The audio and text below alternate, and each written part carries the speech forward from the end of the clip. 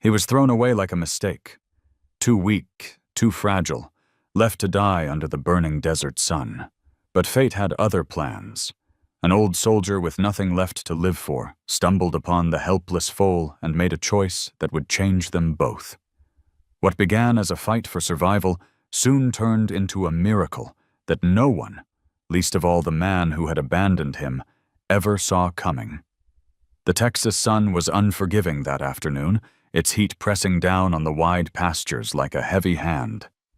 Dust swirled around the weathered barns of Thompson Ranch, one of the largest horse-breeding farms in the county.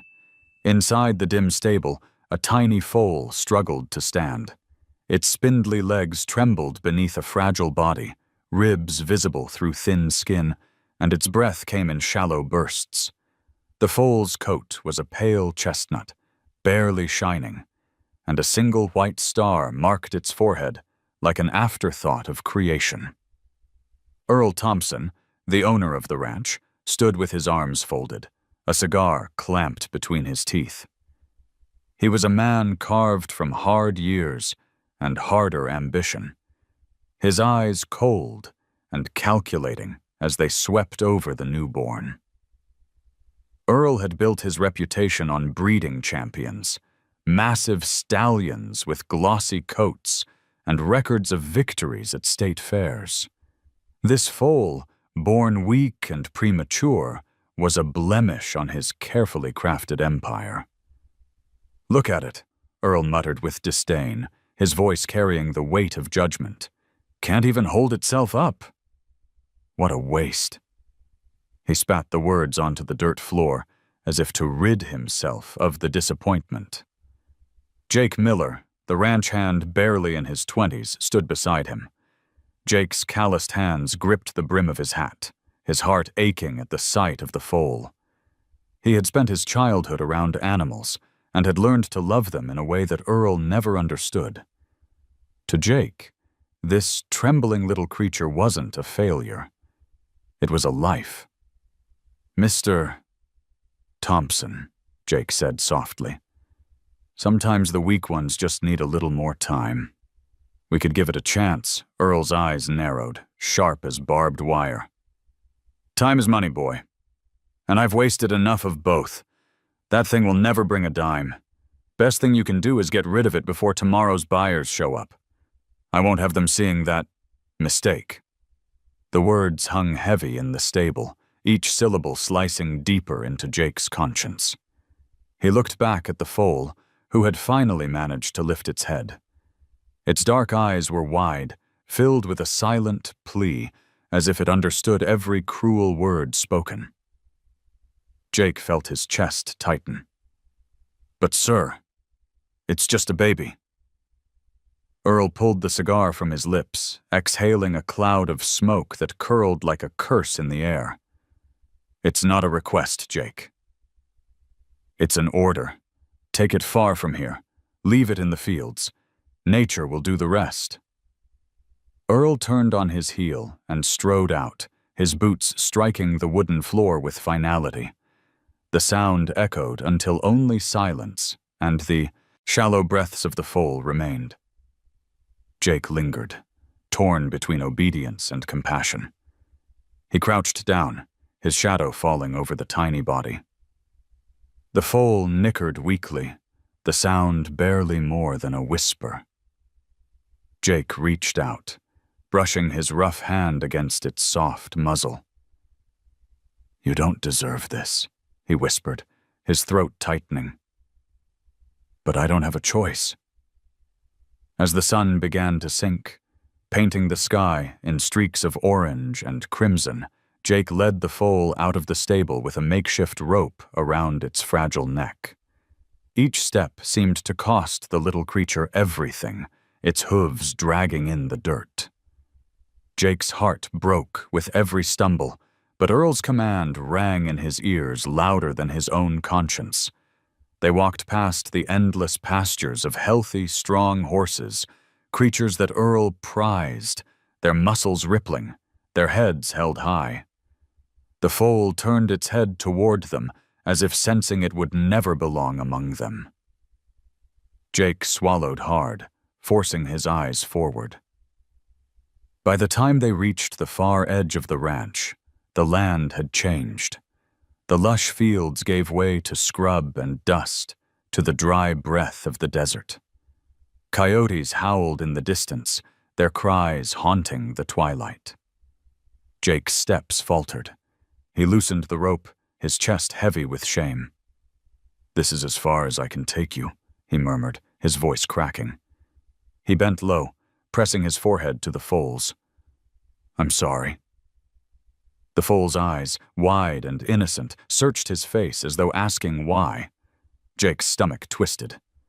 He straightened, pulling the rope free, and clapped his hands sharply. "Go on!" he shouted, trying to force the creature to move. But the foal stayed, trembling, its legs shaking. Desperation clawed at Jake. He picked up a small stone and tossed it near the foal's hooves, not to hurt, but to scare. The foal flinched, ears flattening, and staggered a few steps away before stopping again. Jake's breath caught. He picked up another rock, this one heavier, and hurled it farther. "Go!" he cried, his voice breaking. At last, the foal turned, stumbling toward the horizon, its silhouette shrinking against the dying light.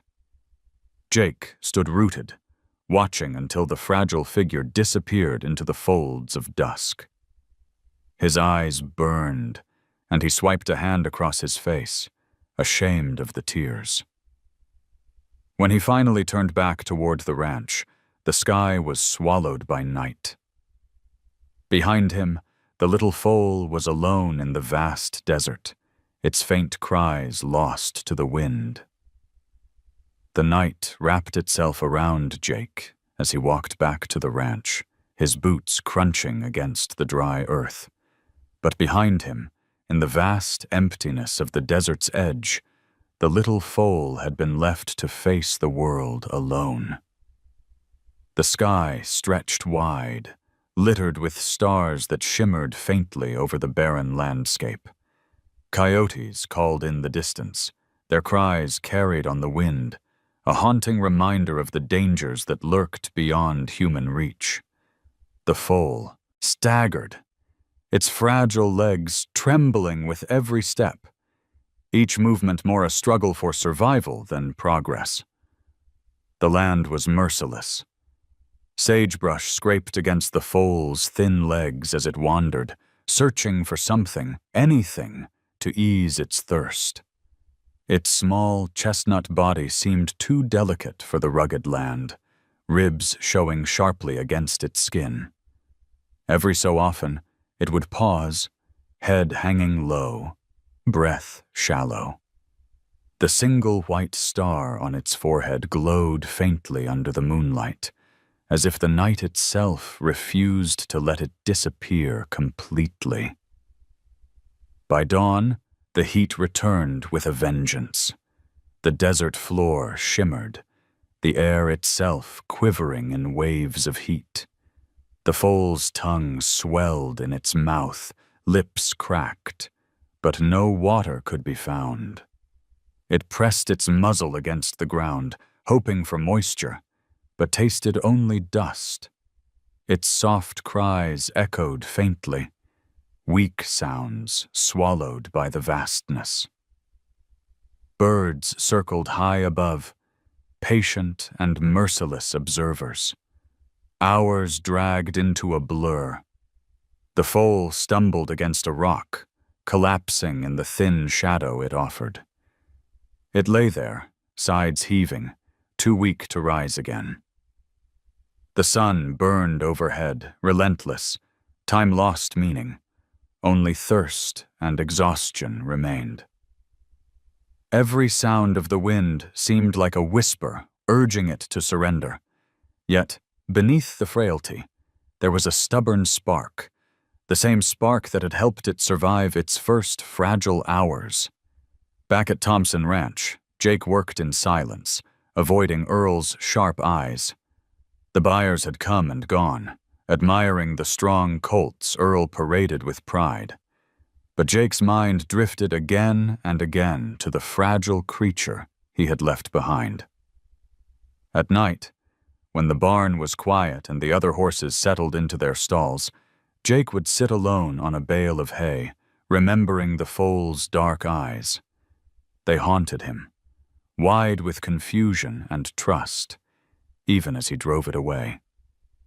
Shame weighed heavier with each passing hour, but miles away, the foal remained lost in its own battle.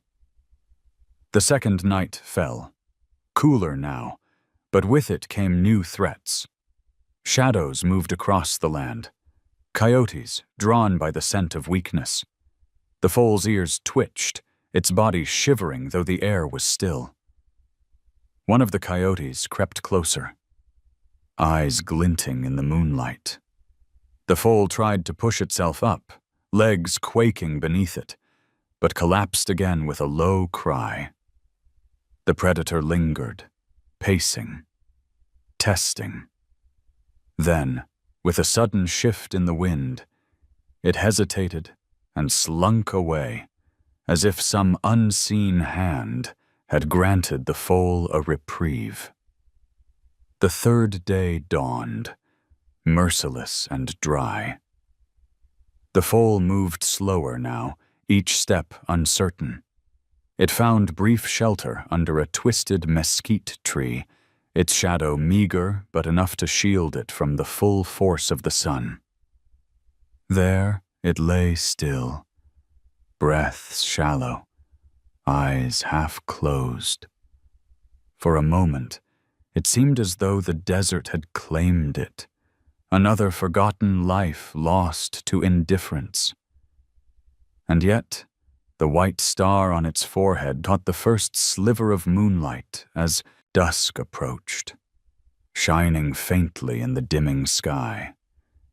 It was the smallest sign of resilience, a quiet refusal to disappear. The foal remained, clinging to life as though waiting for something, or someone who might still care. The night stretched on, still and silent, the desert vast and merciless. But fate had already begun to stir, guiding the steps of a man who carried his own scars, a man whose path would soon cross with the abandoned creatures. The foal, barely breathing, had no way of knowing that the road ahead would not only test its strength, but also awaken a miracle neither man nor beast could have foreseen. Henry Walker rose with the dawn, as he always did. His small farmhouse sat on the edge of New Mexico's dry plains, a place where silence stretched farther than the horizon. The years had carved deep lines into his weathered face, and his body carried the stiffness of old wounds, souvenirs from a war long past.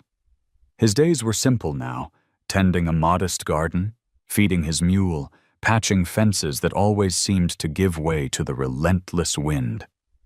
Yet beneath the routine lay an emptiness that no chore could fill. He had once had a family, a wife who loved his stubborn nature, and a son who had inherited her gentle smile.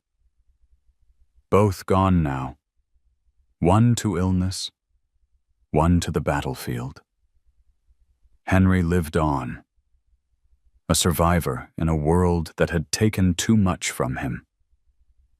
That morning, the air was heavy with dust, the sky cloudless and wide. Henry loaded a sack of grain onto his mule and started toward the small town a few miles away. He traveled slowly, leaning heavily on his walking stick, his joints aching from the miles he'd walked in his life. He had learned to endure pain quietly. It was as much a companion to him as the loneliness. On his way back, as the sun climbed higher, Henry spotted something unusual along the stretch of desert road. At first, it seemed like just another lifeless shape lying beneath a scraggly mesquite tree, the kind of sight common in lands where water was scarce and the strong outlasted the weak. He might have passed it by, just another casualty of the desert's cruelty. But something tugged at him, a faint movement, a flicker of life. Henry pulled the mule to a stop, squinting against the harsh light. He stepped down with effort, boots sinking into the hot dust. As he drew closer, the shape resolved into a small chestnut foal, its body gaunt and trembling, its breath uneven and shallow. The animal's head lay against the ground, but its eyes fluttered open at his shadow, revealing dark orbs clouded with exhaustion, but not yet extinguished. "Lord Almighty," Henry whispered, his voice cracking. "Who would leave a creature like this out here?" He knelt with difficulty, his knees protesting. His calloused hand reached out to the foal's neck, feeling the faint, uneven pulse beneath its fragile skin.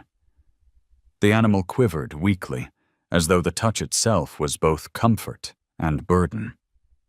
Henry's throat tightened. He had seen many forms of abandonment in his life, soldiers left behind, families broken apart, but the sight of this helpless creature struck a chord too deep to ignore. The foal made a sound, not quite a cry, more like a sigh slipping through cracked lips. Its forehead bore a small, white marking, a star-shaped patch that glowed faintly in the fading light of day. Henry stared at it, transfixed. "A little star," he murmured. "Or maybe just plain luck." He hesitated, then gave the foal a name aloud. "Lucky. That's what I'll call you." For a moment, Henry sat still, his heart wrestling with reason. He had little enough for himself, just a patch of land, a mule, and the bare necessities that kept him alive. Taking on a weak, half-dead foal made no sense. It would be work, sacrifice, and perhaps heartbreak when the animal failed to survive. But as he looked into its eyes, something stirred inside him, something he thought had died with his family. The need to protect, to care, to not let another soul slip away unloved. Henry sighed deeply, then reached for the canteen at his belt. He tipped a few drops of water onto his fingers and pressed them against the foal's parched lips. At first, nothing happened. Then, with a faint reflex, the animal's tongue flicked, and it swallowed. Henry smiled through the sting in his eyes. "That's it, little one. Don't give up on me yet." He looked back at his mule, who shifted impatiently under the weight of the grain sack. "You won't like this, old girl," Henry muttered, "but we've got a new passenger." With slow, deliberate movements, Henry gathered the frail foal in his arms. The weight was barely more than that of a large dog, but his old bones screamed in protest. Still, he lifted, grunting with the effort, until he had settled the trembling body across the mule's back. The mule brayed in irritation, but did not resist. "Come on then," Henry said, steadying the foal with one hand while leading the mule with the other. "Let's see if we can give you another chance." The journey home was long and slow. The foal swayed weakly on the mule's back, its head lolling, eyes closing as though sleep were all that remained. Henry spoke softly to it the entire way, words tumbling out that he hadn't spoken in years. He told the foal about his small farm, about the apple tree that stubbornly bore fruit even in the harsh soil, about the stream that had dried up long ago. He confessed how the silence of his house pressed down on him at night, how sometimes he wished he'd been taken instead of his son. As he walked, Henry realized something. For the first time in years, he wasn't talking to himself. When they finally reached his farm, dusk had settled across the land. The house stood small and weather-beaten, the barn leaning slightly, as though it, too, had grown tired. Henry led the mule into the barn, lowering the foal gently onto a bed of straw. The creature barely, stirred, but its chest still rose and fell. That was enough.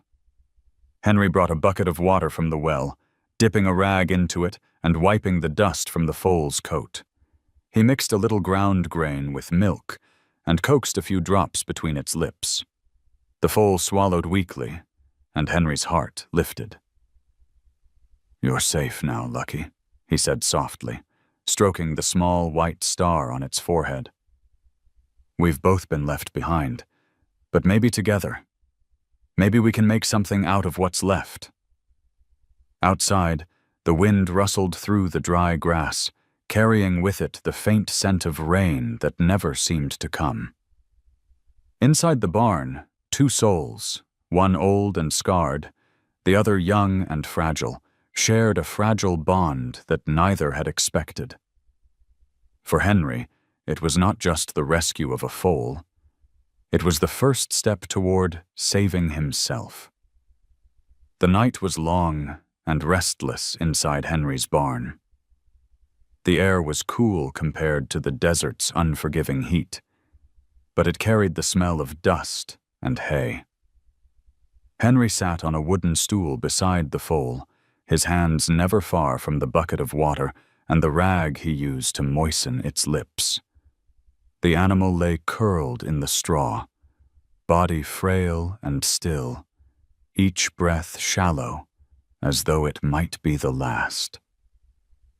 Henry's eyes, heavy from exhaustion, refused to close. He had promised himself he would not let this small creature slip away without a fight. Every so often, Lucky stirred, his ears twitching faintly at the creak of wood or the low bray of Henry's mule in the next stall. Henry leaned forward each time, whispering encouragement. "Stay with me, little one. You've come too far to give up now." The words were tender, almost desperate, as though Henry were speaking not just to the foal, but to the ghosts of his own past. At dawn, the first rays of sunlight pierced through the gaps in the barn wall, falling across Lucky's face. Henry had just dozed off in the chair when he heard a faint sound. A soft, uncertain whinny. His eyes flew open. Lucky's head had lifted slightly from the straw, eyes half-lidded but alive. Henry's heart leapt. He scrambled to dip his fingers in the pail of milk mixed with crushed grain, holding them carefully to the foal's lips. This time, Lucky licked weakly at the offering. It was barely more than a gesture, but it was enough to draw tears to Henry's tired eyes. "That's it, Lucky," Henry whispered, his voice trembling. "That's the spirit." The day stretched into slow hours of care. Henry cleaned the foal's coat again and again, wiping away dirt and dried sweat until the chestnut color shone faintly beneath the grime. He shifted the straw to make a softer bed, carried extra buckets of water from the well, and mixed more feed than he could spare from his own supplies. The effort left his back aching and his arms heavy. But every time Lucky swallowed, every time the foal's eyelids fluttered open, Henry felt a surge of strength he hadn't known he still possessed. By the second evening, Lucky attempted something more. He pushed his front legs against the straw, wobbling, his body trembling under the effort. He collapsed almost instantly, but Henry was there, steadying him. "Don't rush it," Henry said gently, running a hand over the foal's star-marked forehead. "We'll take it one step at a time." That night, as he lit the lantern and settled again to keep watch, Henry realized how profoundly the barn had changed. Where once it had been silent and empty, filled only with the slow rhythms of his mule and the rustle of hay, now there was a heartbeat of hope. The foal's fragile struggle had awakened something in him, a need to nurture, to fight for more than his own survival. On the third morning, Henry woke to a sound he hadn't expected. the faint shuffle of hooves on straw. Lucky was standing, unsteady and swaying, but upright. His legs quaked under his weight, yet his head lifted proudly, ears flicking at the morning sounds. Henry froze, afraid that moving would break the spell. Then, slowly, his lips curved into a smile. He rose and placed a hand on Lucky's neck, feeling the trembling muscles. "You're full of miracles, aren't you?" Henry said softly. His chest ached with something he hadn't felt in years. Pure joy. Throughout the day, Henry helped the foal take a few tentative steps inside the barn. Each time Lucky faltered, Henry steadied him, speaking words of encouragement. He found himself talking constantly, filling the silence with stories of his past, memories of his son, confessions he had never shared with another living soul. Lucky listened with those wide, dark eyes, blinking slowly, as though absorbing every word. That evening, Mary Collins appeared at the barn door. She was carrying a basket of bread, her face stern but curious. "Henry Walker," she called, her voice sharp as ever. "I hear you've gone and taken in some half-dead animal." Henry straightened, wiping sweat from his brow. "You heard right," he said, stepping aside so she could see. Mary peered into the stall and blinked. Lucky was resting again, but his chest rose steadily, his coat cleaner now, the white star on his forehead catching the lantern's glow. "Well, I'll be," she murmured. For a moment, the usual hardness in her eyes softened. "Looks like you've got yourself a fighter."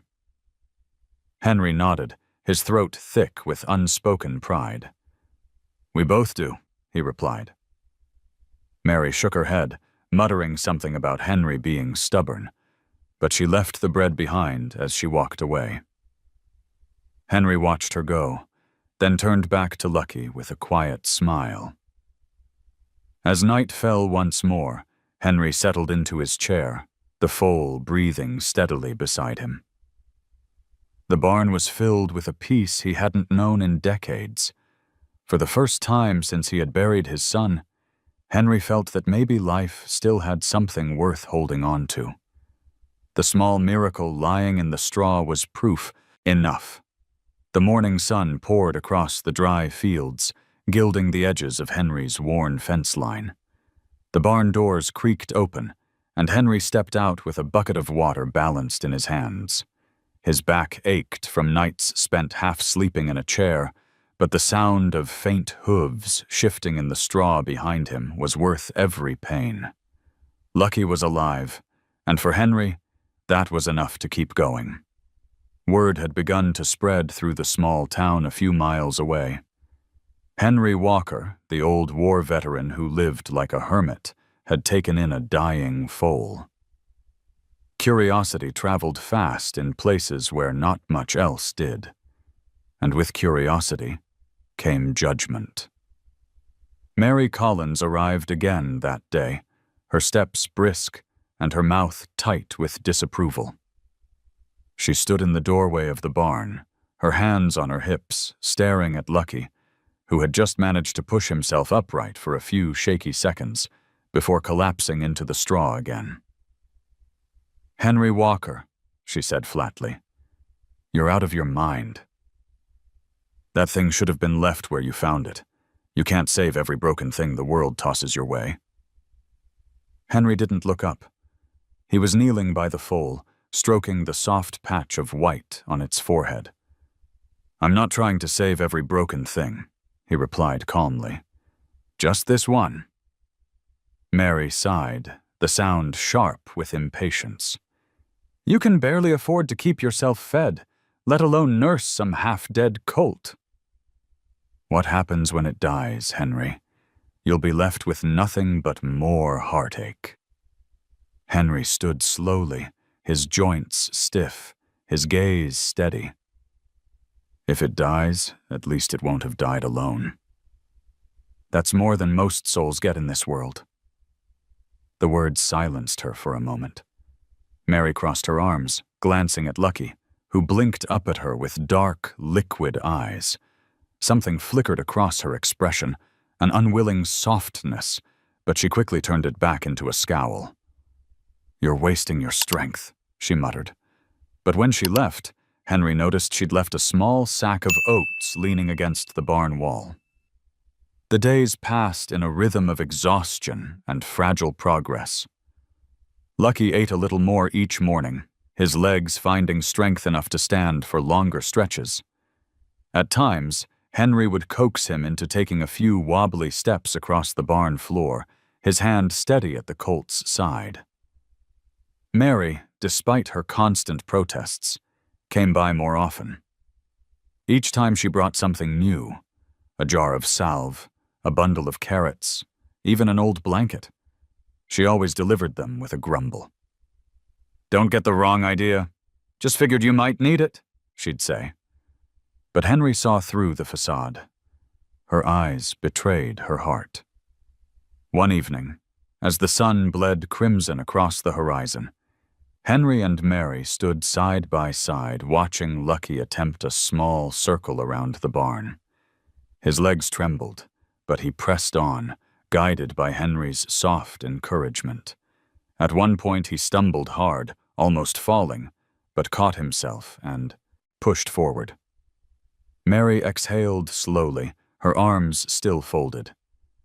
"That's one stubborn little horse." Henry smiled faintly. "Stubbornness runs in good company." Mary shot him a look, but said nothing more.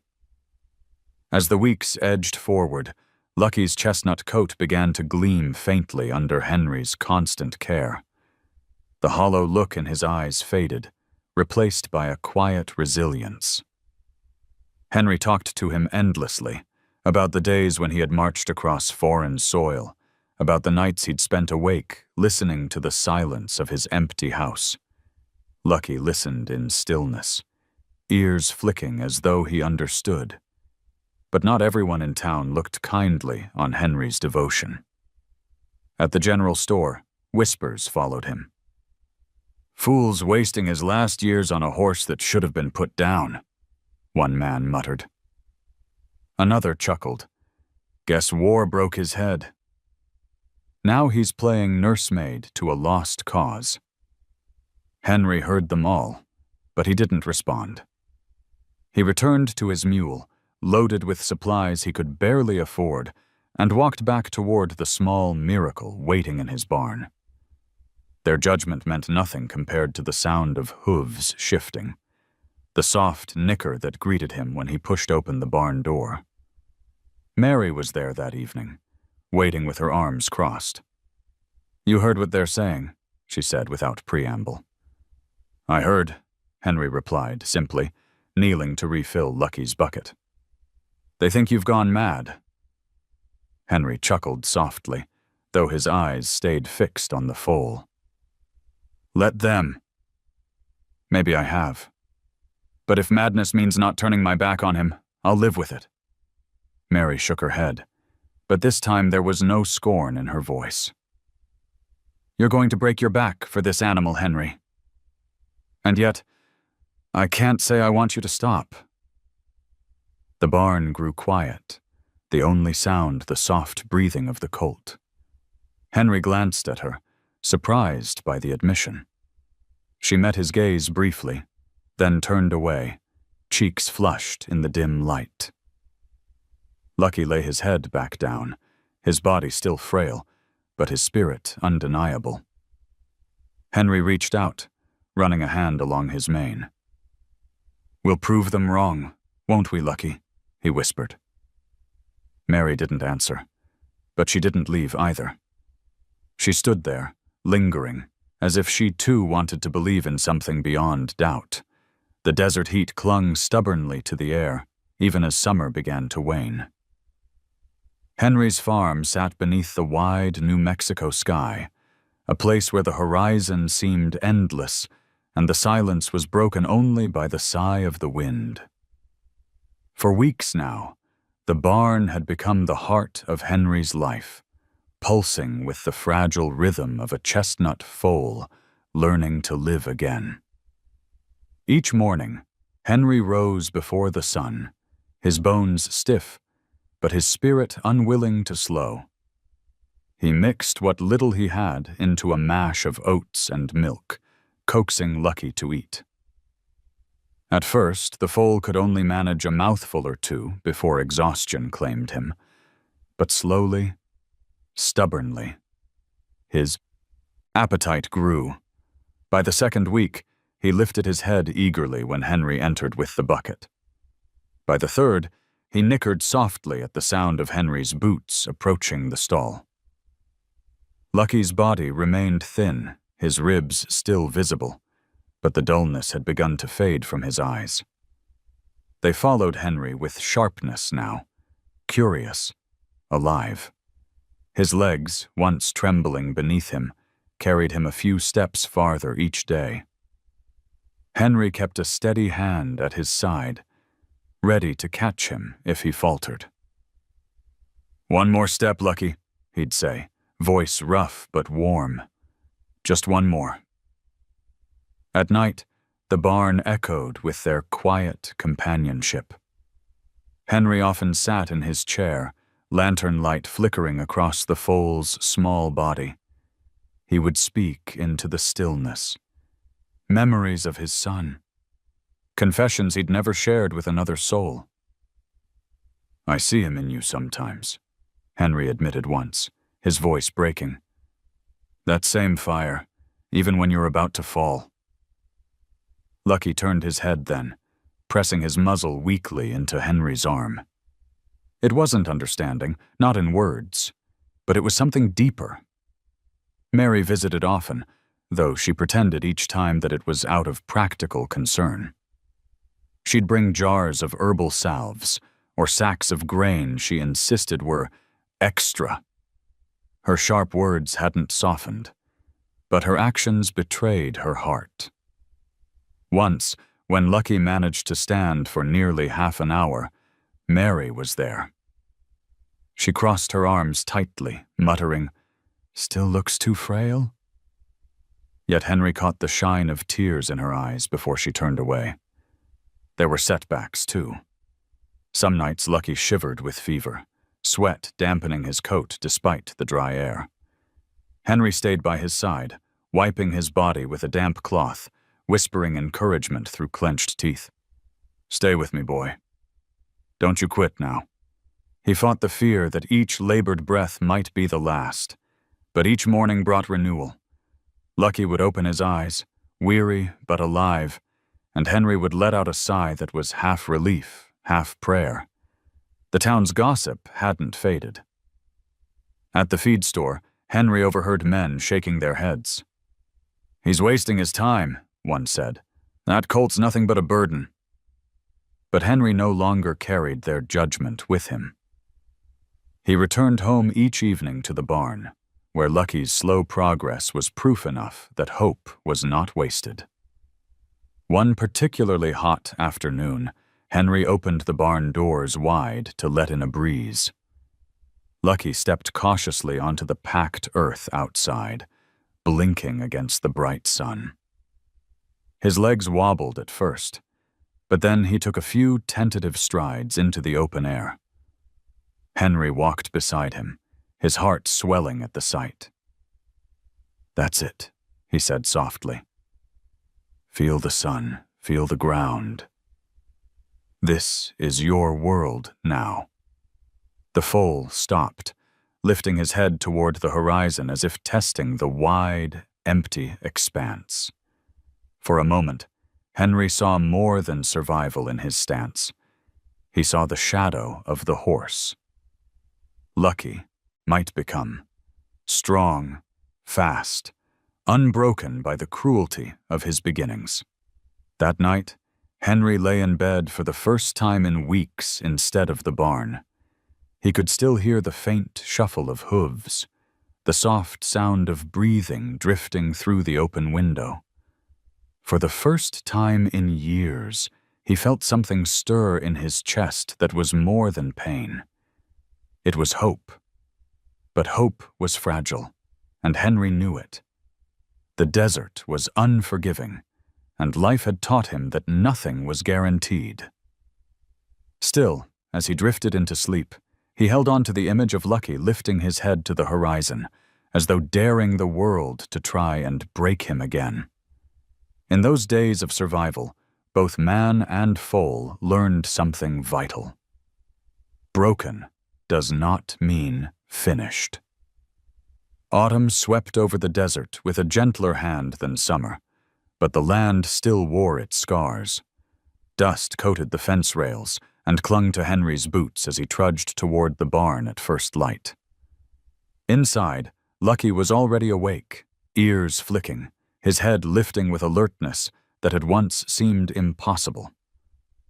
The foal had grown taller in the weeks since Henry first carried him home. His legs, though still thin, no longer buckled beneath him with every attempt to stand. He could walk now, stumbling, awkward, but walking. Henry leaned against the stall door, his chest swelling with quiet pride. "Look at you," he said softly, voice raspy with sleep. "Stronger every day." He opened the gate and guided Lucky outside. The colt hesitated for a moment at the threshold of the barn, nostrils flaring at the crisp morning air, then stepped forward. His hooves met the packed earth with new confidence. The sun rose behind him, catching the white star on his forehead and making it gleam. Henry led him toward the pasture, letting him explore. Lucky lowered his head, sniffing at tufts of brittle grass, then lifted it sharply when a bird burst from a nearby bush. His legs tensed, muscles unsteady but eager. For the first time, Henry saw a spark of energy in him that was more than survival. It was the beginnings of spirit. Mary arrived just as Lucky took his first tentative trot across the yard. She stopped at the fence, basket of vegetables in her arms, her eyes widening. "Well, I'll be," she muttered. The colt stumbled once, nearly falling, but caught himself and pressed on, circling back toward Henry with an awkward but determined gait. Henry grinned, unable to hide the joy spilling from him. "Told you he's tougher than he looks." Mary rolled her eyes, but the smile tugging at the corners of her mouth betrayed her. "Still scrawny," she said, setting the basket down. "But I'll admit, he's got more fight in him than I gave him credit for." Henry chuckled, patting Lucky's neck as the colt pressed close to him. "Fight's what keeps us alive out here." That evening, Henry tried something new. He tied a loose rope around Lucky's chest, gently guiding him around the yard in slow circles, and first the colt resisted, pulling back, ears twitching nervously. But Henry's steady hand and calm voice eased him forward. Each step built on the last until Lucky was following him with surprising obedience. "You see," Henry said, stroking his mane, "you're learning, just like any soldier." The comparison stirred old memories, marches across fields of dust, young men stumbling under the weight of packs, Henry's own voice urging them on. He swallowed hard, pushing the ghosts away. This training was different. This wasn't about war or survival against enemies. It was about giving Lucky the tools to stand tall in a world that had tried to discard him. Over the next weeks, Lucky's strength grew rapidly. He ventured farther into the pasture, sometimes breaking into short bursts of clumsy speed. The sight made Henry's heart pound. He kept a close watch, ready to intervene, but each time Lucky recovered on his own, determination blazing in his eyes. One late afternoon, a dust storm swept suddenly across the plains. The sky darkened, the wind howled, rattling the barn doors. Henry rushed outside, calling for Lucky, who had been grazing near the fence. The colt bolted in panic, his small body cutting across the swirling dust. For a moment, Henry feared the storm would overwhelm him. But then, through the haze, he saw Lucky running, not stumbling, not faltering, but running with a desperate, wild grace. By the time Henry reached him, panting and half-blinded by grit, Lucky was standing firm at the fence line, chest heaving but unbroken. Henry laid a hand on his neck, relief flooding him. "You've got fire in you, boy," he whispered. "More than I ever dreamed." When the storm passed, the yard lay cloaked in silence, dust settling like a veil. Henry led Lucky back into the barn, brushing the grit from his coat. The colt leaned into the touch, calm now, as though the storm had awoken something deep within him. That night, as lantern light flickered across the barn walls, Henry sat watching Lucky doze in the straw. The foal was no longer just a fragile survivor clinging to life. He was rising, piece by piece, from the dust of his past. And Henry, for the first time in years, felt as though he was rising too. The first frost of the season touched the grass one morning, silvering the edges of the pasture. Henry pulled his jacket tighter against the chill, his breath clouding in the crisp air. Lucky stood at the fence, head lifted, his chestnut coat beginning to shine with health. He was still lean, his legs too long for his growing body, but there was power in his stance now. Henry opened the gate, and the colt stepped into the open field, ears twitching, nostrils flaring at the scent of the cold wind. For weeks, Henry had guided Lucky through careful steps, slow circles, and short trots. But on that morning, something shifted. A sudden gust swept across the plains, carrying with it the smell of rain and distant mountains. Lucky froze, his muscles tense. Then, as if answering some hidden call, he bolted forward. Henry shouted, startled, but then stood still, watching. The colt raced across the pasture, clumsy no longer. His hooves struck the ground in rhythm, his mane whipped back, his body stretched as though he were flying.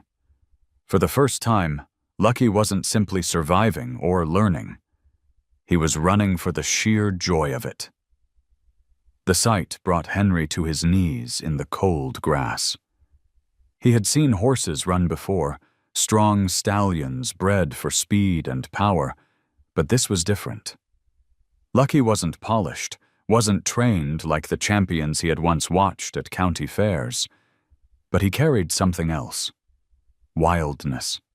Freedom, the raw spirit of survival turned into strength. Henry's throat tightened, and tears blurred his vision. "Run, Lucky," he whispered. "Show the world what you've got." Lucky circled back, slowing near the fence, chest heaving, eyes alight. He nickered at Henry, who laughed through his tears. "You think you're something special, don't you?" Henry said, wiping his face with his sleeve. "Well, you're not wrong." That evening, Mary stopped by with a loaf of cornbread wrapped in a towel. Henry waved her toward the pasture. "You should have seen him today," he said, his voice bubbling with excitement. "Ran like the wind itself." Mary leaned against the fence, watching Lucky graze. She raised an eyebrow. "Still looks skinny to me." Henry chuckled, shaking his head. "You'll see. He's different." Mary studied him for a moment, her expression softening. "You're different too, Henry." "Haven't seen you smile like that in years." Her words lingered with him long after she left. He sat on the porch that night, staring at the stars, remembering how long it had been since hope had lit his heart. Lucky wasn't just a horse to him now. He was a reminder that even after ruin, something new could rise. In the weeks that followed, Henry began letting Lucky run farther, opening the gates to the outer fields. Each time, the colt exploded into motion. Faster, smoother, more sure of himself. Henry marked the time with an old pocket watch, his heart swelling as the numbers improved. He knew nothing of official training, but his instincts told him the truth. Lucky was fast. One afternoon, a pickup truck slowed on the dirt road bordering Henry's land. A man leaned out the window, squinting at the sight of the colt sprinting across the field. "That your horse?" he called. Henry shaded his eyes. "That's him." The man whistled low. "Runs like he's got fire in him." Henry just smiled, pride swelling in his chest. That night, as Lucky rested in the barn, Henry lingered by the stall, stroking his mane. "You've come a long way, boy," he murmured. "From the edge of death to this. Whatever the future holds, we'll face it together." The wind rattled the barn roof, carrying with it the scent of opens, plains, and distant storms. Lucky lifted his head, ears pricked, as if he too was listening to something beyond the walls. Henry felt it then, deep in his bones. This was only the beginning. The town of Albuquerque came alive each summer with the county fair, a tradition that drew ranchers, families, and curious travelers from miles around.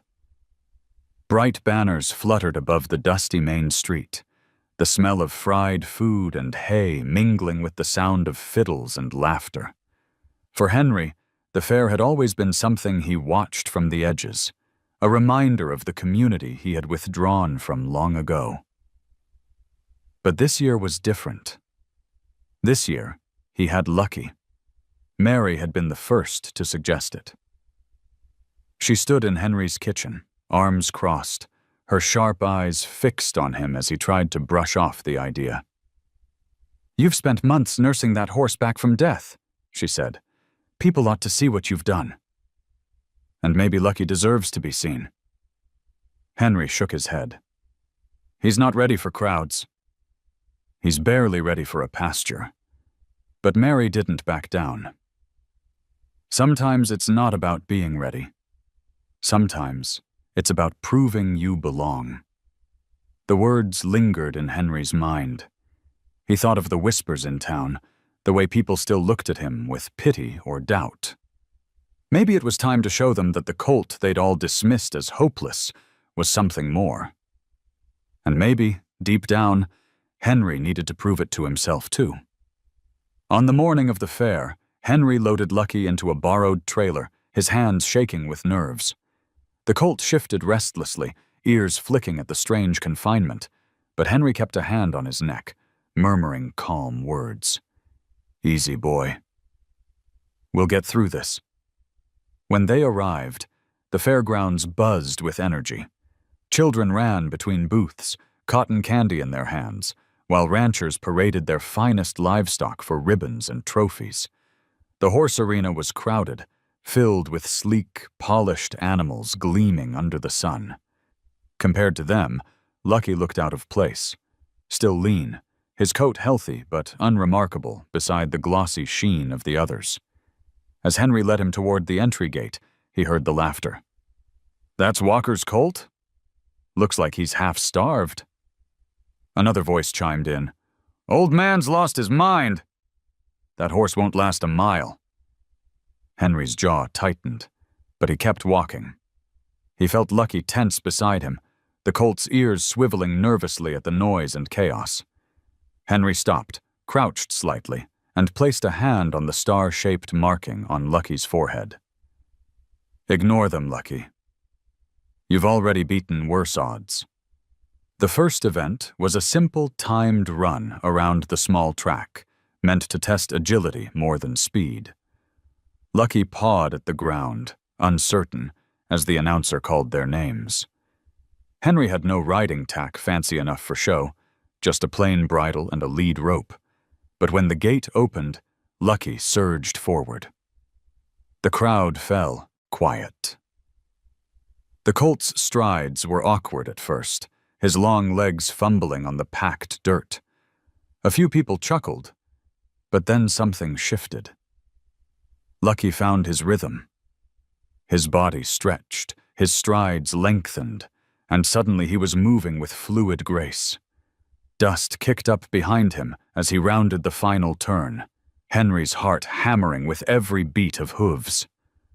By the time Lucky crossed the line, the laughter had stopped. The clock showed a time that wasn't the fastest of the day, but it was faster than anyone had expected from the colt they had mocked. A murmur ran through the crowd. Henry rubbed Lucky's neck, pride swelling in his chest. "You did it, boy." "You showed them?" "Throughout the day," Lucky continued to surprise.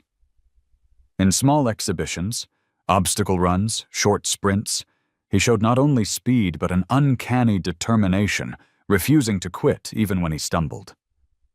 By the afternoon, whispers had shifted. "That's the colt Walker found in the desert?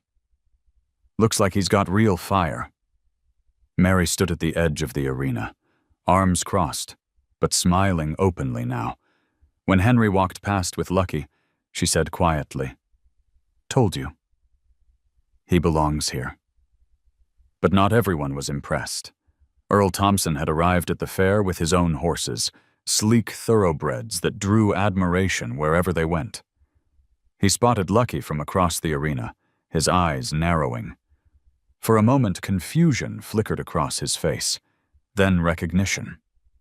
He leaned toward another rancher, muttering, "That colt, I've seen him before." Henry caught the look, but ignored it, leading Lucky back toward the trailer as the sun dipped low. He had come to prove something, and he had. Yet in the back of his mind, he felt a shadow stirring, a sense that this was only the beginning of a larger fight. That night, as the fair wound down and the lights dimmed, Henry stood by Lucky's stall, stroking his mane. "You did good, boy," he said softly. "Better than I ever dreamed." Lucky pressed his muzzle into Henry's chest, eyes soft, as though he knew.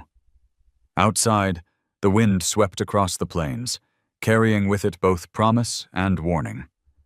The fair had ended, but the whispers lingered long after Henry and Lucky returned to their quiet farm. In town, people still spoke of the chestnut colt who had surprised everyone, the half-starved foal that ran with unexpected fire. For Henry, the pride of that day carried him through his chores, a quiet smile playing at the corners of his mouth whenever Lucky trotted confidently at his side. But shadows were stirring, and one of them belonged to Earl Thompson. Earl could not forget the sight of that white star on Lucky's forehead. It was too familiar. Years of breeding had taught him to recognize the smallest traits in his horses, and this colt bore the mark of one of his own mares, a valuable bloodline he had thought lost. He had dismissed the foal once, cast it aside as weak and worthless. But seeing it alive, stronger than ever, gnawed at him. It wasn't pride that burned in Earl's chest. It was greed, and the fear that someone else had turned his mistake into a treasure.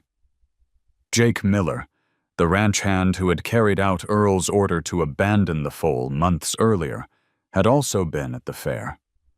He had stood in the crowd, his stomach twisting as he recognized the colt he had left in the desert. He didn't cheer with the others when Lucky ran. Instead, guilt welled inside him, heavier than it had ever been. That night, he sat alone in his bunkhouse, replaying the foal's eyes in his memory, the same eyes that had haunted him ever since. At Henry's farm, life settled into a new rhythm. Lucky's training continued, the colt stronger each day, his stride smoother, his speed undeniable. Henry timed him with his pocket watch on a stretch of field he had marked with stones. Each run was faster, each pause filled with the sound of Henry's ragged laughter, disbelief mixing with pride. Mary often watched from the fence. Her skepticism melted into quiet admiration. She teased Henry less now, though she still shook her head. "You're making that horse into something dangerous," she warned one evening. "People will notice." Henry shrugged. "Let them. I don't hide what I'm proud of." But one afternoon, as Lucky sprinted across the field, Henry caught sight of a truck parked on the road. The window rolled down, and Earl Thompson's face stared back, his expression unreadable. Their eyes met for a long, heavy moment. Then Earl drove away without a word. Henry stood frozen, unease prickling through him. He hadn't seen Earl in years, and he knew the man's reputation well. What he wanted, he claimed, no matter the cost. That night, as he rubbed Lucky's coat, he whispered, "You're mine, boy. No one's taking you away." Meanwhile, Jake made his way into town, restless with guilt. He drank in silence at the saloon, avoiding conversation, until finally the words burst from him. "I left that colt to die," he muttered to no one in particular.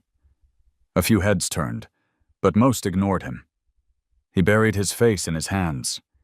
He wanted to find Henry, to confess, to make it right. But fear of Earl's wrath kept him tethered. Back on the ranch, Earl spoke to his foreman with venom. "That old fool Walker has my horse. I want him back. That bloodline is mine, and I'll prove it." He lit a cigar, the flame flaring in the darkness. He thinks he saved some stray. But the law will say otherwise. The tension grew like a storm cloud. Henry could feel it in the quiet moments, the way Lucky pricked his ears toward the road, as though sensing eyes watching from afar.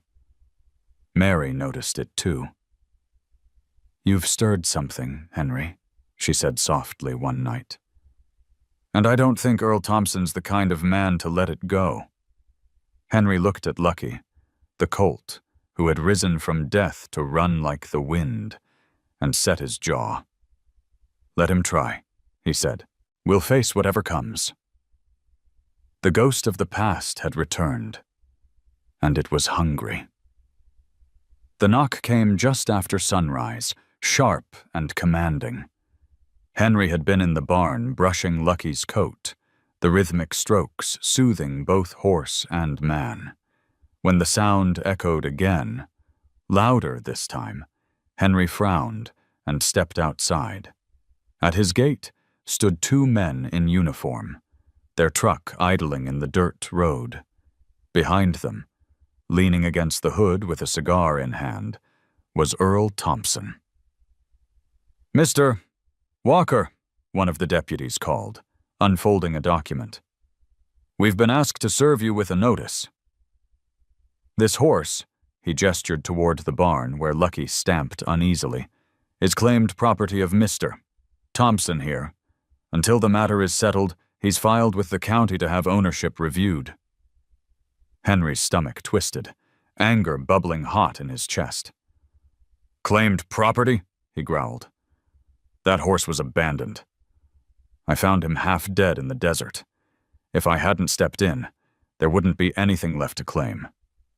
Earl stepped forward, smoke curling from the corner of his mouth. "Doesn't matter how you spin it, Walker. He's the son of one of my best mares. I've got papers to prove it. That colt's mine." Henry clenched his fists, every instinct screaming to throw the man off his land, but the deputy's presence held him back.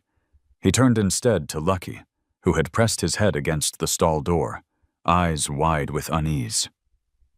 "He belongs here," Henry said quietly, though his voice shook with fury. The deputies left the papers and drove off with Earl trailing behind, but the weight of their visit hung heavy over the farm. Mary arrived later that morning to find Henry pacing outside the barn, the notice crumpled in his hand. "They're trying to take him," he said, his voice raw. "Thompson wants the law to do what he couldn't, steal him back." Mary scanned the paper, her brow furrowed. He's got money and connections, Henry. Men like that usually get their way. Henry shook his head fiercely. Not this time. Not with lucky word spread quickly through the small town. Some sympathized with Henry, remembering how he had nursed the foal back from the brink. Others muttered that Earl was within his rights if the horse truly came from his stock. The gossip grew louder when Earl began showing Lucky's supposed lineage papers at the feed store and saloon. Jake heard the talk, too. He sat in the corner of the saloon, his drink untouched, guilt tearing him apart. He knew the truth. Earl had ordered him to abandon the colt, to leave him for dead. And he had obeyed. Now, watching the man claim ownership again, Jake felt his shame harden into something sharper. He couldn't stay silent forever. Back at the farm, Henry doubled his efforts to protect Lucky.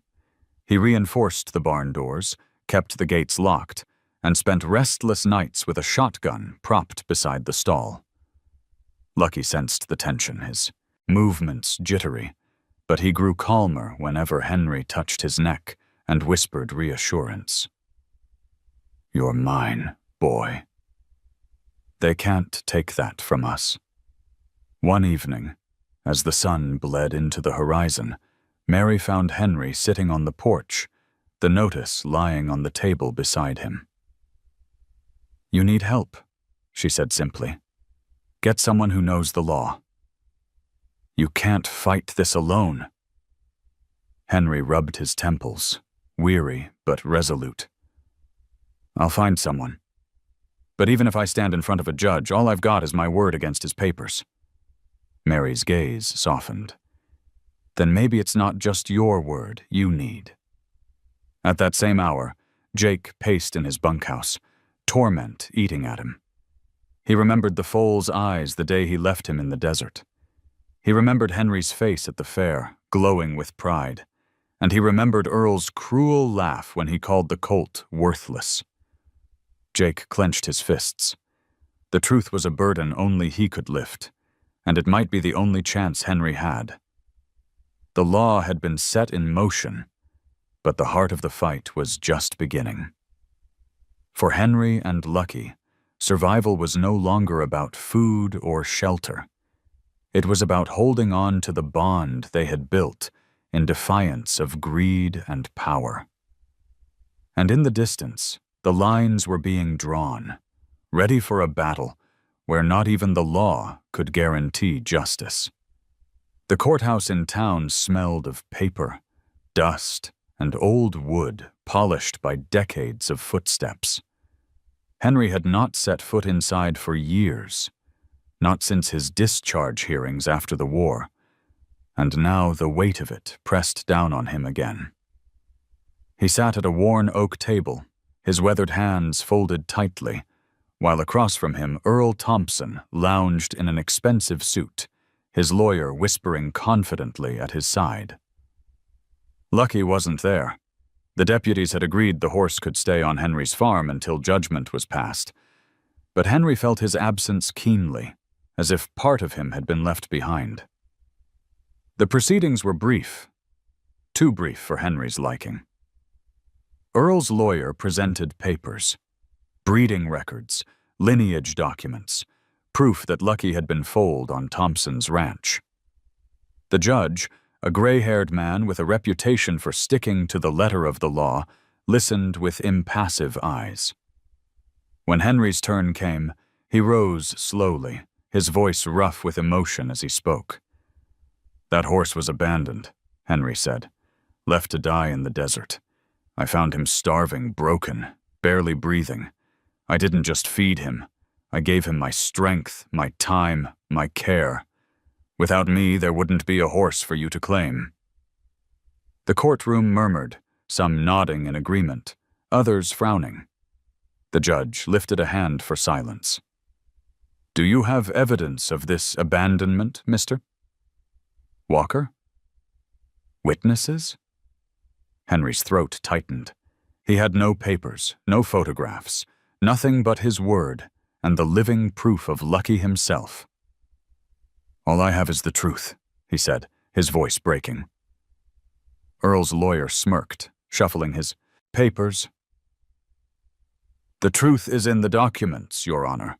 This horse belongs to Mr. Thompson. That Mr. Walker chose to harbor him changes nothing." The gavel struck once, silencing the room. The judge announced a recess before delivering his decision, but Henry could read the direction of the tide. Without more, the law leaned toward Earl. He walked out into the sunlight, shoulders heavy, the edges of his vision dimmed with despair. Mary caught up to him on the courthouse steps. "You need someone else to stand with you," she said firmly. "Someone who knows what happened that night." Henry shook his head. "There is no one." Thompson made sure of it. But he was wrong. In the shadows of the saloon that same night, Jake sat hunched over a drink, listening to the gossip. The trial had stirred the town, and word was spreading that Earl would likely win. Jake's stomach twisted with guilt. He remembered the day Earl had ordered him to take the foal away, remembered the pleading eyes of the colt as he tossed the rope aside and forced himself to walk away. He could almost feel those eyes burning into him still.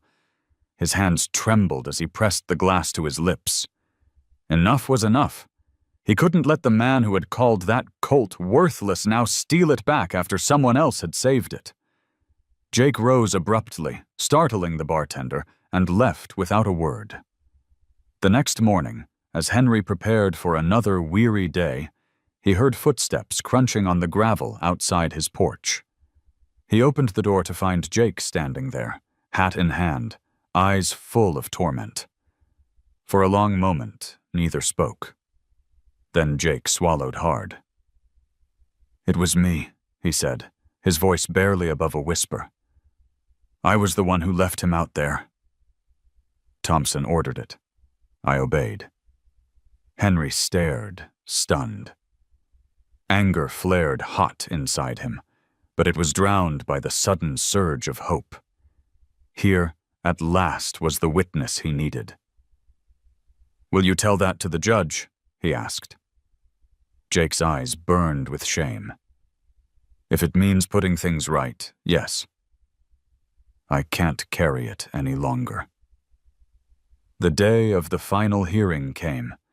The courthouse was packed, the townsfolk eager for a spectacle. Earl swaggered in, confident, while Henry sat stiffly, his weathered hands clenched. Then Jake stepped forward, his boots loud against the wooden floor. Gasps rippled through the crowd as he took the stand. "I worked for Mr. Thompson," Jake began. His voice shook, but he pressed on. "When that foal was born small and weak, he told me to take it out and get rid of it. He called it worthless, a waste of good breeding. I did as he said. I left it in the desert to die. That man abandoned the horse, Your Honor. The only reason it's alive is because Mr. Walker saved it." The silence that followed was heavy, broken only by the scratching of the judge's pen. Earl's lawyer leapt up, objecting furiously, but the damage had been done. The truth had entered the room, and it clung to the air like smoke. Henry's eyes met Jake's across the room. For the first time in months, he felt the weight lift from his chest. He wasn't alone anymore. The fight for Lucky's soul had begun in the desert, but now it had found its way into the heart of the law. And for the first time, Henry dared to believe they might win. The courthouse was filled to bursting when the final hearing began.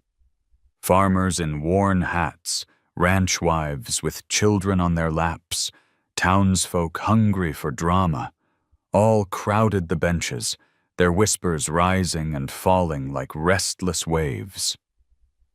Henry sat at his table, shoulders straight despite the weight pressing down on him. Across the room, Earl Thompson leaned back in his chair, smug, his lawyer flipping through papers with an air of confidence. The smell of tobacco and dust mingled in the tense air. The judge entered, his gavel striking once, the sound echoing like a gunshot.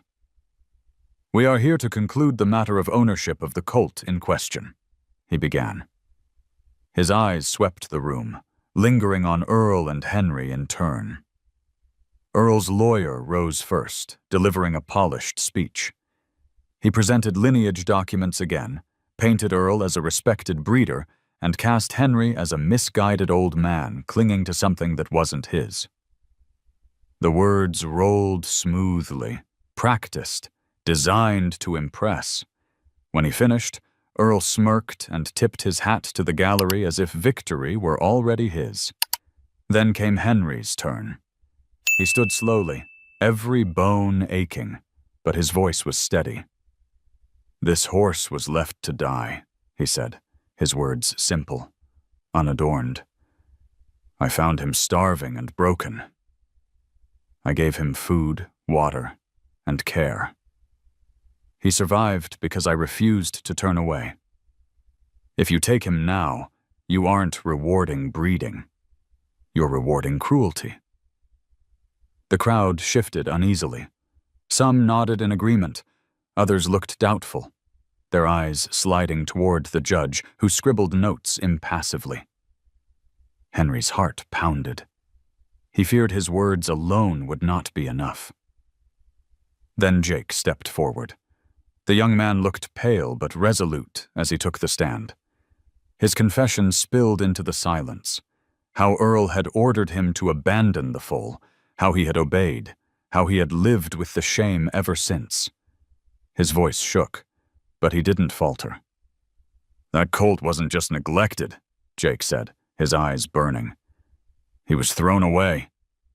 If Mr. Walker hadn't found him, he'd be bones in the desert right now." Gasps rippled through the courtroom. Mary, seated in the gallery, pressed a hand to her lips. Earl's face darkened with fury, his lawyer scrambling to discredit Jake. "This is nothing but revenge from a disgruntled former employee," he barked. But Jake stood his ground. "I don't want revenge," he said quietly. "I just want the truth known." The judge leaned back, his eyes heavy with thought. The silence stretched unbearably long before he spoke again. "The law is clear on property," he said, his tone grave. "But the law also recognizes intent. To deliberately abandon an animal to die is to forfeit responsibility, if not formally, then in spirit." His gaze shifted to Earl. "You may have bred that colt, Mr. Thompson, but you cast him aside. Mr. Walker saved him. This court cannot in good conscience return him to the man who deemed him worthless." The gavel struck once more. "Ownership is hereby awarded to Mr. Henry Walker." For a moment, the room erupted in sound, cheers, applause, angry shouts. But Henry heard nothing. His knees weakened, relief flooding through him like water after a drought. He sat heavily, his hands trembling. Across the aisle, Earl's face twisted in rage, his cigar snapping between his teeth. Lucky was waiting at the farm when Henry returned, head lifting the moment he heard his footsteps. Henry wrapped his arms around the colt's neck, burying his face in the warm coat. "You're home, boy," he whispered, tears soaking into Lucky's mane. "No one can take you now." But even in the joy of victory, Henry felt the lingering weight of Earl's glare in the courtroom. This wasn't over, not yet. Greed like his didn't vanish with a judge's ruling. Henry knew another reckoning was coming, one that wouldn't be fought with words or papers. Still, as the evening sun stretched long shadows across the barnyard, Henry allowed himself a moment of peace. Lucky pressed his muzzle against his chest, and for the first time in years, Henry believed that justice, real justice, had found him. The weeks after the trial should have been peaceful, but tension lingered like a storm cloud over Henry's farm. Earl Thompson had lost in the courtroom, but he was not the kind of man to accept defeat quietly. Rumors drifted through town. Earl was planning to enter one of his prized stallions into the upcoming state race, determined to prove his superiority. He wanted to show the world that his horses still reigned supreme, while Henry's rescued stray would fade into obscurity. Henry ignored the gossip at first.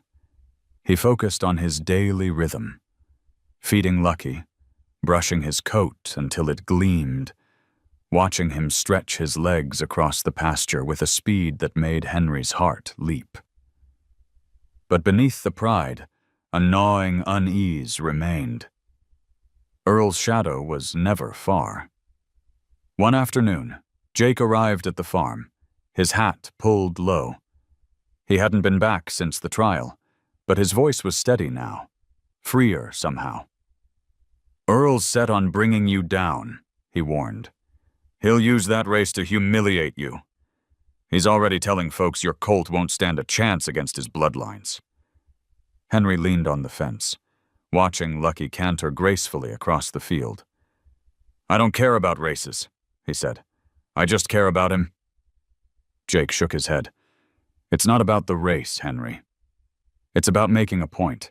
If Lucky runs and wins, it'll silence Earl in a way no judge ever could." Mary, who had come by, with fresh bread, overheard the conversation. She crossed her arms and gave Henry a hard look. "He's right. You can't hide out here forever. That colt was born to run. And maybe, just maybe, you were meant to show him the way." Henry bristled at the thought. He was no trainer, no competitor. His war-scarred body ached after even the simplest chores. But when he looked at Lucky, standing tall with the wind in his mane, he saw the truth. The horse wasn't just surviving anymore. He was waiting for a chance to prove himself. The decision weighed on Henry in the nights that followed.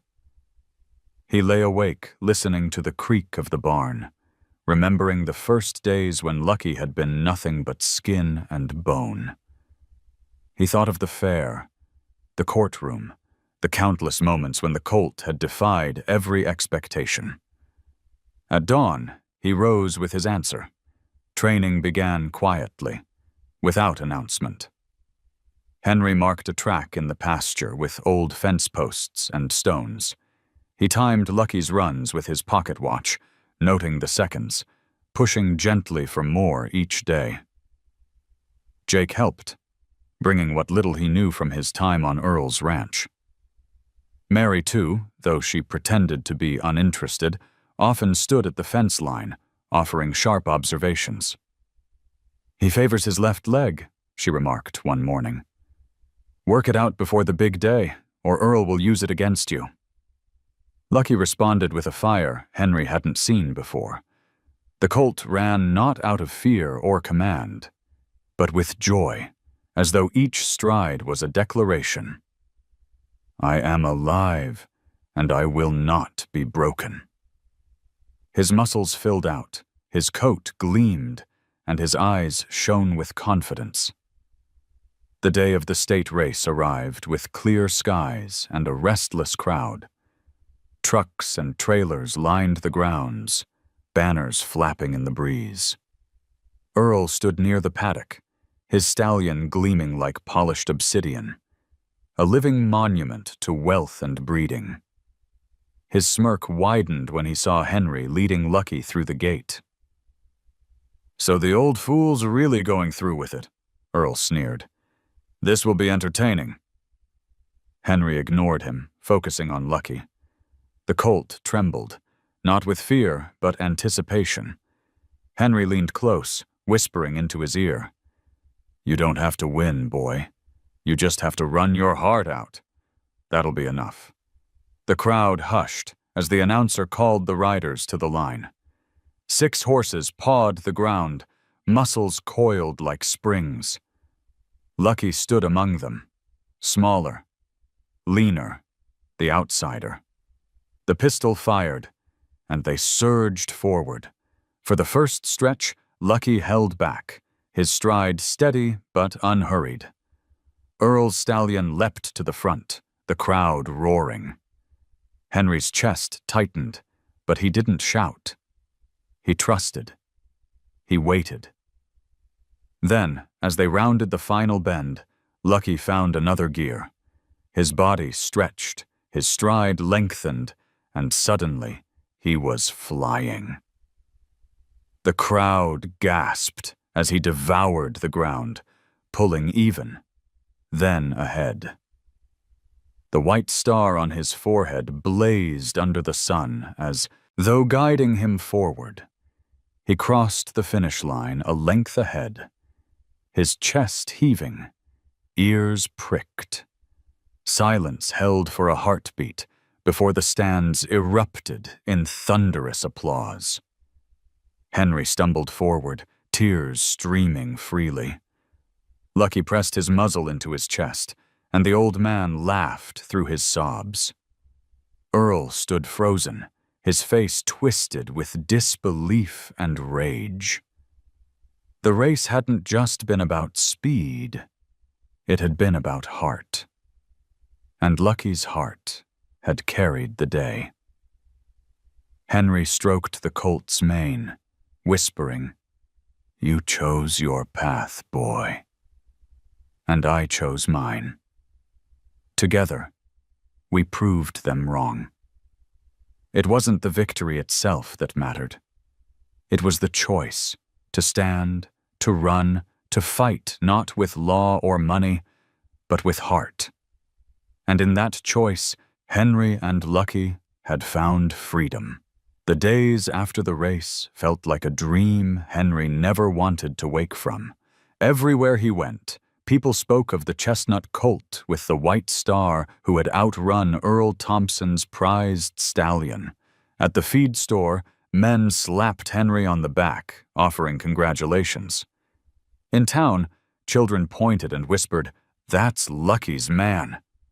For the first time in decades, Henry was no longer just the old soldier who lived on the edge of the desert. He was the man who had saved a horse no one believed in, and together, they had made history. But back at the farm, the noise of the world faded. Henry sat on the porch in the cool evening, watching Lucky graze in the pasture. The colt's coat gleamed like polished copper under the setting sun, muscles rippling with strength that seemed impossible compared to the frail creature he had once carried home on his mule. Each stride Lucky took across the field was a reminder of what they had endured together. Mary joined him often now, bringing pies or jars of preserves, though she pretended it was only to check on the horse. She would sit beside Henry, her sharp tongue softened by the sight of Lucky tossing his mane, running for the sheer joy of it. "You know," she said one night, "he's changed you as much as you've changed him." Henry smiled, his eyes never leaving the colt. "Maybe he gave me back what I thought I'd lost." Jake visited too, quieter than Mary, but no less loyal. The guilt that had once weighed him down seemed lighter now. He spent hours helping mend fences, cleaning the barn, and sometimes just standing near Lucky, who had forgiven him in ways no words could express. The horse would press his muzzle gently against Jake's shoulder, as if to say the past no longer mattered. But not all shadows had vanished. Earl Thompson remained bitter, his pride shattered by the trial and the race. He no longer spoke openly in town, but Henry knew men like him did not let go easily. One afternoon, Mary voiced what they all felt. "He'll try again, Henry." Maybe not in the courts or on the track, but men like Earl, they find other ways. Henry nodded slowly. I know. But Lucky isn't his to break anymore. He made his choice. It was true. For all the races and trials, the most powerful moment had not been crossing a finish line. It had been the countless times Lucky had pressed his head against Henry's chest, choosing him, again and again. One evening, as the desert wind carried the scent of rain, Henry opened the pasture gate and let Lucky run. The colt thundered across the open land, faster than ever, mane streaming behind him like a banner of fire. Henry watched, his heart swelling until it hurt, and Mary whispered, almost to herself, "It's like watching a miracle." And perhaps it was. Not just the miracle of a half-dead foal growing into a champion, but of a broken man finding purpose again. Together, they had stitched 2 lives back into wholeness, man and horse, each saving the other.